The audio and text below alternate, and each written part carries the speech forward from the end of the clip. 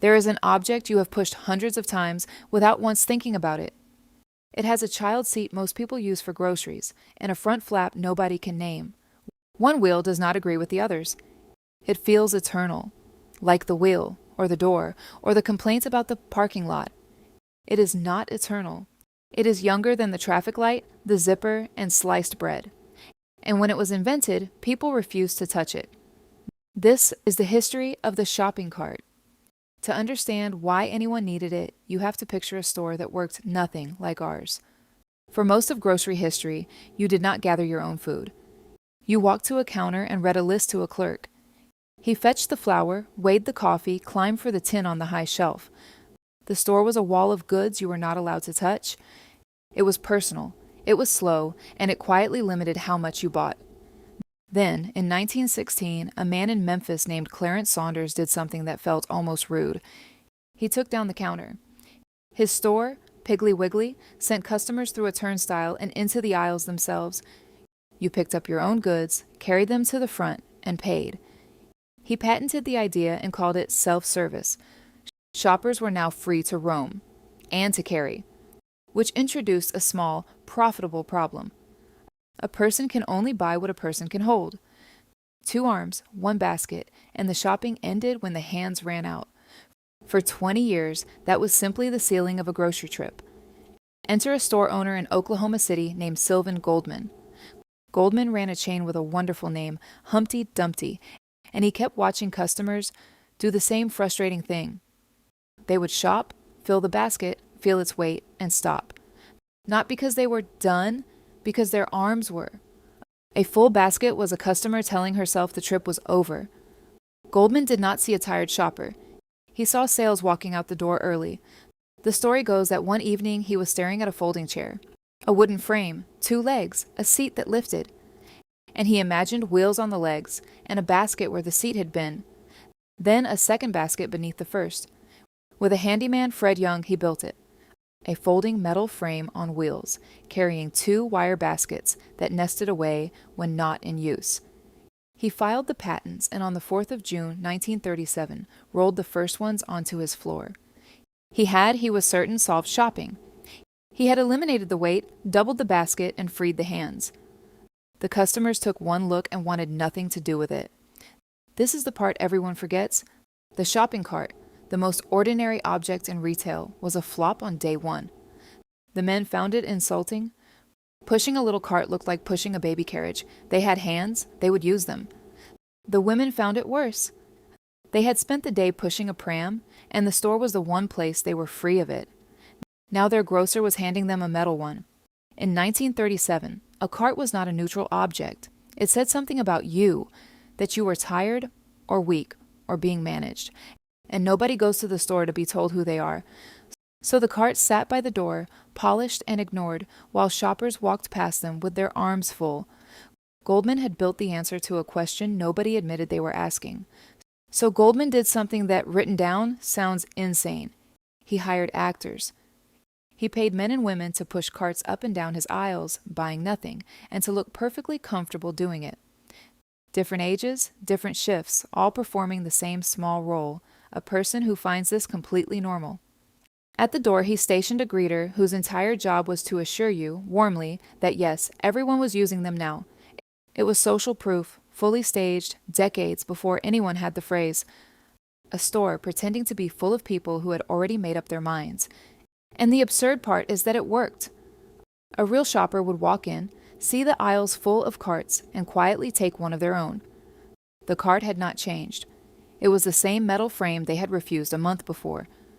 Within a couple of years, the ridiculous thing had quietly become the obvious thing. Goldman patented his folding carrier, licensed it to other chains, and grew very rich renting out an idea people had begged him to take away. But his cart had a flaw, and the flaw is where the story turns. Goldman's carts folded flat, which was clever, but folding one up and setting one down was a small chore, repeated 1,000 times a day. A few hundred miles away, in Missouri, a man named Orla Watson was looking at the same chore. Watson's idea was simpler, and in hindsight, better. Don't fold the cart at all. Put a swinging gate at the back of the basket. Push one cart into the next, the gate swings up and the baskets slide inside each other. A whole row of carts collapses into a single nested line. No folding, no lifting, no chore. That telescoping train of carts you wrestle apart in the parking lot. That is Watson's design, not Goldman's. Watson built it in 1946 and filed for a patent. And then he watched Sylvan Goldman start selling a cart that nested the very same way. What followed was years of patent litigation. The quiet, expensive kind that decides who actually owns an idea. Goldman had the money, the name, and a head start in every store in the country. Watson had the patent application, and the fact that he had thought of it first. In 1949, it was settled, and Watson won. Goldman signed an agreement acknowledging Orla Watson as the inventor of the nesting cart, and agreed to pay him to use it. The story goes that Goldman even threw a banquet, and publicly handed Watson the credit he had spent years fighting. So the cart in every store today is really two inventions wearing one body. Goldman's idea that you should push, and Watson's idea of how the cart should fold into each other. One man made the cart normal, the other made it nest. History mostly remembers the first. Once people accepted the cart, and the carts learned to nest, the cart was free to do the thing it does best. It began to grow. The baskets got deeper, because a deeper basket is simply a larger number at the register. A folding seat appeared for the child, and quietly, for more groceries.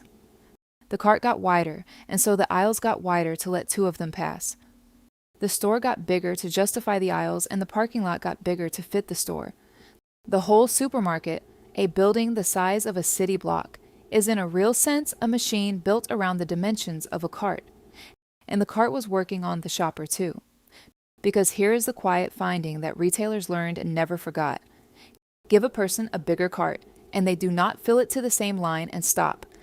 They buy more, not because they need more, because the empty space at the bottom feels like a job left unfinished. A cart is not a basket with wheels. It is a suggestion, rolling beside you, that there is room for one more thing. Double the size of the cart, and the average basket at the register goes up, every time it has been tried. The cart had stopped being a help for your arms. It had become the most patient salesman in the building, and you were pushing him yourself. And we kept taking the suggestion, which gave the cart its final habitat, the vast suburban lot, where it waits in long chained rows for someone to need it. And a whole small economy grew up around it.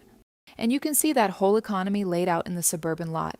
Acres of asphalt, the supermarket at one end, and 1,000 trips a day rolling out to the cars. Every trip ends the same way, a full cart wheeled out, emptied into a trunk, and left at the edge of the lot for someone to bring back in. Multiply that by every store in the country, and the cart you never think about becomes one of the most common machines in American life. An entire apparatus, quietly built around an object people had once begged a man to take away.